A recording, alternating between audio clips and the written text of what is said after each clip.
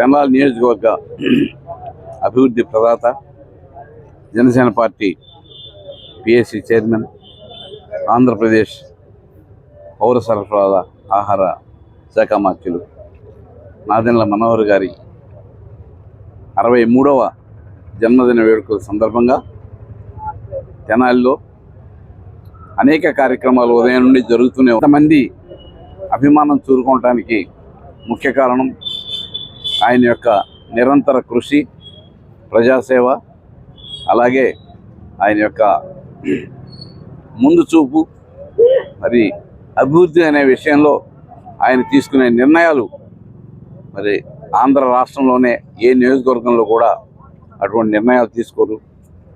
నిర్ణయాలు తీసుకోవడమే కాకుండా ఆ నిర్ణయాల్ని అమలుపరిచే విషయంలో ఎంతో జాగ్రత్త వహించి అవి ప్రజలకి ఉపయోగపడే విధంగా ఉండే విధంగా ఆయన చూసి, మరి ఆయన స్పీకర్గా ఉన్నప్పుడు కానివ్వండి, తెనాలిలో ఎన్ని అభివృద్ధి కార్యక్రమాలు చేశారో మనందరికీ తెలుసు. అలాగే ఇప్పుడు కూటమి ప్రభుత్వంలో మంత్రి గారు 2 సంవత్సరాలు పూర్తిగా వస్తుంది. ఈ సందర్భంగా ఇప్పటికే సుమారుగా 200 కోట్ల రూపాయలు నిధులు తీసుకొచ్చి ఇక్కడ అనేక అభివృద్ధి కార్యక్రమాలు చేశారు, చేస్తున్నారు, శంకుస్థాపన కూడా చేశారు.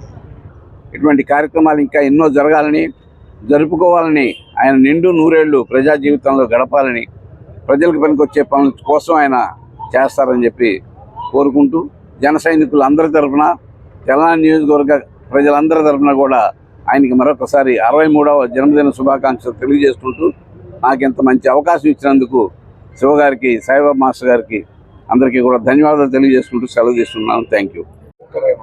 జనసేన పార్టీ పిఎస్సి చైర్మన్ గారు, మరి రాష్ట్ర పౌర సరఫరాల శాఖ మంత్రి గారైనటువంటి నాదెండ్ల మనోహర్ గారి 63వ జన్మదిన శుభాకాంక్షలు తెలియజేసే కార్యక్రమాన్ని ఆధారంగా చేసుకొని మరి మా చేపల శివయ్య వారి మిత్ర బృందం ఇక్కడ ఒక బహుత్తరమైనటువంటి కార్యక్రమాన్ని ఏర్పాటు చేయడం జరిగింది. మరి ఇది చాలా సంతోషకరమైనటువంటి పరిణామము. మరి మనోహర్ గారి గురించి, వారి వ్యక్తిత్వం గురించి, వారు చేసే పనుల గురించి ఇప్పుడే మన రమణరావు గారు చెప్పారు. 2004 నుండి ఆయన తెనాలి నియోజక ఎమ్మెల్యేగా వచ్చిన దగ్గర నుండి తెనాలి అభివృద్ధి పట్ల, తెనాలి మౌలిక వసతుల అభివృద్ధికి ఆయనకు ప్రత్యేకమైన ఆలోచన, కార్యక్రమం, వ్యూహం ఉన్నటువంటి నాయకుడు ఆయన. తెనాల్లో ఏ రకమైనటువంటి అభివృద్ధి, కీలకమైన మార్పులు జరిగినాయి అంటే ఆయన హయాంలోనే జరిగినాయి.